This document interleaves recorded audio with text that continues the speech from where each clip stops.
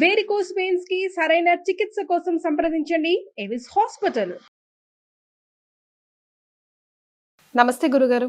సంకటహర చతుర్థి అంటున్నారు, మరి ఈ పవిత్రమైన రోజుని మనం ఎలా సద్వినియోగం చేసుకోవచ్చు? మనకు గమనించుకున్నట్లయితే శుక్లపక్షంలో వచ్చేటువంటిది వరద చతుర్థి, కృష్ణపక్షంలో వచ్చేటువంటిది సంకష్టహర చతుర్థి. కాబట్టి ఈ శుక్లపక్షంలో వచ్చేటువంటి చవితి రోజున వినాయక చవితిగా, వరసిద్ధి వినాయక చవితిగా మనం ఆచరిస్తూ వస్తున్నాం.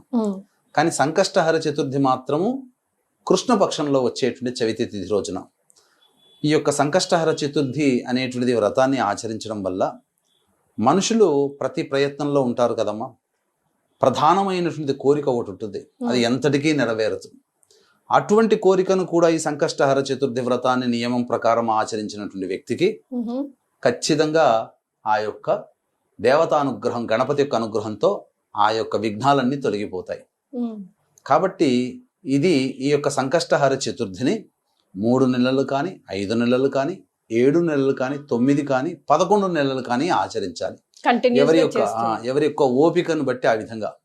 అయితే దీన్ని ఏ విధంగా ఆచరించాలి అని అంటే, ఉదయాన్నే సంకష్టహర చతుర్థి అనేటువంటిది ఉదయాన్నే సూర్యోదయం కంటే ముందే నిద్రలేచి కాలకృత్యాదులు తీర్చుకొని ఆ రోజున గణపతి విగ్రహాన్ని చక్కగా అభిషేకము జరిపించి, అదేవిధంగా గరికతో పూజ చేసి ధూపదీప నైవేద్యాలు ఇచ్చిన తర్వాత ఆ యొక్క విగ్రహానికి ఎదురుగా ఆకుపచ్చ రంగు కానీ, ఎరుపు రంగు కానీ, తెలుపు రంగు కానీ ఉన్నటువంటి జాకెట్ పీస్ పెట్టి ఆ యొక్క జాకెట్ పీస్కి అలంకరణ చేసిన తర్వాత 3 పిడికిళ్ళు ఎంత బియ్యం వస్తాయో ఆ 3 పిడికిళ్ళు ఆ యొక్క సంబంధించినటువంటి వస్త్రంలో వేసిన తర్వాత కొబ్బరి చిప్ప, ఖర్జూరము, ఒక్కలు, తగు దక్షిణ అవన్నీ అందులో పెట్టి మీ యొక్క కోరిక నెరవేరాలని చెప్పి ఆ స్వామిని మననం చేసుకుంటూ ఆ కోరిక నెరవేరాలని ముడుపు కట్టండి.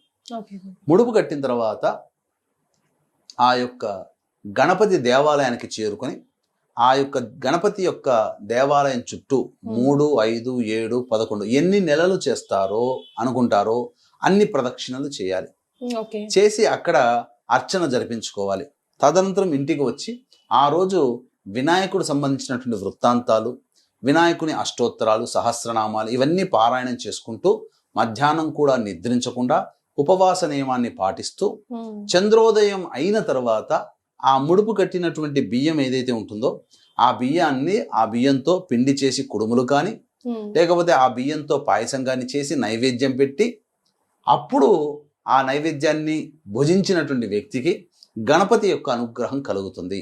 ఇది సంకష్టహర చతుర్థి రోజున చేసేటువంటి నియమం. ఇక 3 నెలలు, 5 నెలలు, 7 నెలలు, 9 నెలలు అనుకుంటాం కదమ్మా. ఆ యొక్క కంప్లీట్ అయిపోయిన తర్వాత ఆ రోజున ఇంట్లో కానీ, లేకపోతే దేవాలయంలో చేసేటట్టయితే దేవాలయంలో కానీ గణపతి హోమాన్ని జరిపించుకోవాలి. విశేషంగా జరిపించుకుంటే ఇంకా శీఘ్రమైనటువంటి ఫలితాలు వస్తాయి. ఈ సంకష్టహర చతుర్థి యొక్క మహత్యాన్ని సంబంధించి తెలిపేటువంటి ఒక గొప్ప గాథ ఒకటి ఉందమ్మా. గణపతి యొక్క మహాపరమ భక్తుడైనటువంటి భృగుండి అనేటువంటి యొక్క మునీశ్వరుడి దగ్గర నుంచి ఇంద్రలోకం నుంచి వచ్చి కొంత ఆ మహర్షి దగ్గర ఉండి తన యొక్క కార్యం అంతా అయిపోయిన తర్వాత తిరిగి తన విమానంలో ఇంద్రలోకానికి వెళుతూ ఉంటుంటే సురసేనుడు అనేటువంటి ఒక రాజు పరిపాలిస్తున్నటువంటి రాజ్యంలో ఉన్నటువంటి ఒక పాపాత్ముడి యొక్క దృష్టి ఆ యొక్క విమానం మీద పడడం ద్వారా అర్ధాంతరంగా ఆగిపోయింది. ఇప్పుడు మనకు గనక అకస్మాత్తుగా ల్యాండ్ అయినటువంటి విమానం అని చెప్పి మనకు రన్వేలో ఎట్లయితే వస్తుంటే వేరే దేశానికి పోతూ సడన్ గా సాంకేతిక లోపంతో పలానా దేశంలో ఆగిపోయిన విమానం అని అంటుంటారు కదా. అలాగా ఆ యొక్క పాపాత్ముడి యొక్క దృష్టి ఇంద్రుని యొక్క విమానం మీద పడడం వల్ల ఆ విధంగా సురసేనుడు అనేటువంటి ఒక రాజు యొక్క రాజ్యంలో ఆగిపోతుంది. అది ఇంద్రుని యొక్క విమానం కాబట్టి పగలే మెరుమిట్లు గొలిపేటువంటి కాంతితో మెరుస్తూ దగదగదగా ఉంటుంది. అప్పుడు ఆ వింతైనటువంటి ఆకారాన్ని చూడడానికి ప్రజలను ఎగబడడం, ఈ వార్త ఈ నోట రాజు సురసేనుడు రాజు దగ్గరికి చేరడం, ఆ రాజు కూడా ఆ విమానాన్ని చూడడానికి రావడం, అది చూసిన తర్వాత అప్పుడు కుశల ప్రశ్నలు వేశాడు ఇంద్రుని. ఎందుకు ఆగిపోయింది ఇలా అంటే, అప్పుడు మీ రాజ్యంలో ఎవరో మహాపాపాత్ములు ఉన్నారు, వారి దృష్టి సోకడం వల్ల నాకు నా విమానం ఆగిపోయింది, మరి ఎట్లా దీన్ని ఆ విమానం మళ్ళీ తిరిగి ప్రయాణం కావాలంటే ఎలా అంటే ఈరోజు పంచమి తిథి, నిన్న సంకష్టహర చతుర్థి ఉంది. కాబట్టి ఈ సంకష్టహర చతుర్థి నాడు ఉపవాస నియమాన్ని పాటించి గణపతి కోసమే ఉపవాస నియమాన్ని పాటించినటువంటి వ్యక్తి తన పుణ్య ఫలితాన్ని గనక ధారపోస్తే నా విమానం బయలుదేరుతుంది అని చెప్తాడు. అంతటా ఆ సురసేనుడు భటులందరినీ పంపించేసి నిన్న ఎవరైనా వ్రతం చేశారని చెప్పి తన రాజ్యంలో ఉన్నటువంటి అందరినీ కూడా కనుక్కున్నారు. అందరూ కూడా నిశ్చేష్టులైపోయి ఉత్త చేతులతో తిరిగి వచ్చేసారు. ఎవ్వరూ చేయలేదు. తర్వాత ఎవరు ఈ యొక్క మన రాజ్యంలో వ్రతాన్ని ఆచరించలేదా, పుణ్యాన్ని సంపాదించుకోలేదని చెప్పి బాధపడుతుంటే అటుగా ఒక స్త్రీమూర్తి మృతదేహాన్ని తీసుకొని వెళుతూ వాళ్ళ బంధువులు కనబడుతూ వెళ్తున్నట్టు దృశ్యం కనిపించింది. అంతటా గణేష దూత ఏం చెప్పాడనంటే, ఈ స్త్రీమూర్తి ఎందుకు ఇలా జరిగిపోయిందనంటే నిన్నంతా కూడా ఎటువంటి ఆహారం తినకుండా ఉంది, పైగా ఆహారం తినకుండా ఉండడం వల్ల గణేష వ్రతం, నిన్న సంకష్టహర చతుర్థి, గణేష వ్రతం అనేటువంటి ఆచరించిన ఫలితం ఆమెకు దక్కింది. తరువాత ఎప్పుడో రాత్రి భోజనం చేసింది అని చెప్పడంతో సంకష్టహర చతుర్థి నియమం ఏంటి, ఆ రోజంతా ఉపవాసం ఉండాలి, చంద్రోదయం అయిన తర్వాత భోజనం చేయాలి. ఆ స్త్రీమూర్తి చంద్రోదయం అయినటువంటి తర్వాత భోజనం చేయడం వల్ల తనకి తెలియకుండానే సంకష్టహర చతుర్థి వ్రతాన్ని ఆచరించింది. కాబట్టి ఈమెను మేము గణేష లోకానికి తీసుకుని వెళ్ళిపోతున్నాము అని చెప్పి గణేష దూత చెప్పాడు. చెప్పిన తర్వాత అక్కడ ఉన్నటువంటి బంధువులందరూ కూడా అడిగారట, ఈవిడ చనిపోయినది కదా, ఆ నిన్నటి రోజు ఉన్నటువంటి పుణ్య ఫలితాన్ని ఏమైనా ఇంద్రునికి ధారపోస్తారా అని అంటే ఎవరు కూడా అంగీకారం చెప్పలేదు. గణేష దూతలు కూడా అంగీకారం చెప్పలేదు. ఆ పుణ్యం వల్లనే ఆమె గణేష లోకానికి వెళుతుంది కదా, మరి ఆ పుణ్యం ధారపోస్తే ఆమె శరీరం ఇక్కడికి, ఆమె ఆత్మ ఇక్కడే ఆగిపోతుంది, కుదరదు అని చెప్పి గణేశుని దూతలు కూడా చెప్పారు.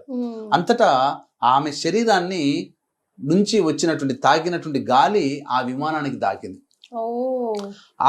ఆమె శరీరాన్ని తాకిన గాలి ఆ విమానాన్ని తాకడం వల్ల ఆ విమానంలో ఉన్నటువంటి సాంకేతిక లోపాలన్నీ తొలగిపోయి మళ్ళీ విమానం ఎగరడానికి సిద్ధంగా తయారైపోయింది.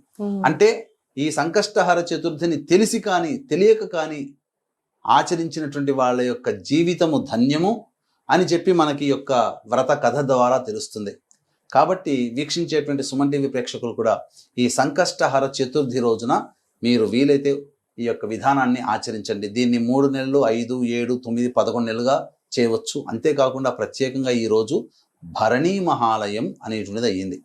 పితృపక్షాలలో భరణీ మహాలయం. భరణి నక్షత్రానికి అధిపతి ఎవరు? యముడు. కాబట్టి ఎవరైతే ఈ రోజున పిండ ప్రధాన కార్యక్రమాలు అనేటువంటివి చేస్తారో అటువంటి వారు ఎవరి కోసమైతే చేసినారో అటువంటి వారికి యమలోకంలో నరక బాధను తప్పిస్తాడట. కాబట్టి వీక్షించేటువంటి సుమన్ టీవీ ప్రేక్షకులు కూడా ఈ సంకష్టహర చతుర్థి మరియు భరణీ మహాలయం అనేటువంటిది కూడా అయింది. కాబట్టి ఇక్కడ చాలా మందికి ఒక డౌట్ రావచ్చు, ఈ సంకష్టహర చతుర్థి వ్రతాన్ని ఆచరిస్తున్న వాళ్ళు భరణీ మహాలయం చేయవచ్చునా అంటే, ఆడవాళ్ళు ఈ వ్రతాన్ని భార్యలు ఆచరించవచ్చు, భర్త యొక్క పితృదేవత ఆరాధన చేయవచ్చు. ఒకవైపు ఒకే రోజున పితృదేవతారాధన, దేవత ఆరాధన ఈ రెండు ఒకే రోజు కలిసి రావడం అనేటువంటిది చాలా అరుదుగా ఉంటుంది. కాబట్టి ఈ రెండు చేయవచ్చునమ్మా.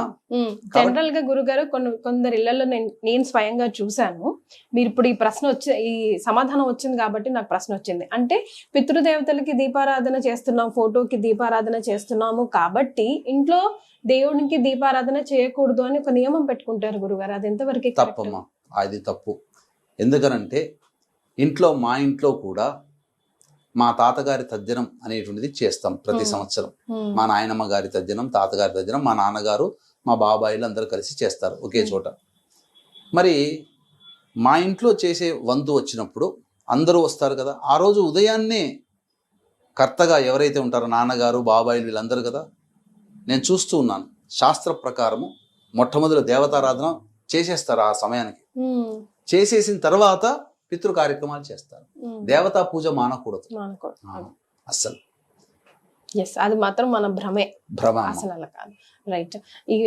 మన సంకటహర చతుర్థి గురించి ఎన్నో వీడియోస్ చేశాం గురుగారు, కానీ ఈ స్టోరీ చెప్పి ఇంత డిఫరెంట్ గా ఎవరు చెప్పలేదు. ఈ రోజుని అందరూ సద్వినియోగం చేసుకోవాలని మేము కూడా మనస్ఫూర్తిగా కోరుకుంటున్నాం. ధన్యవాదాలు గురుగారు.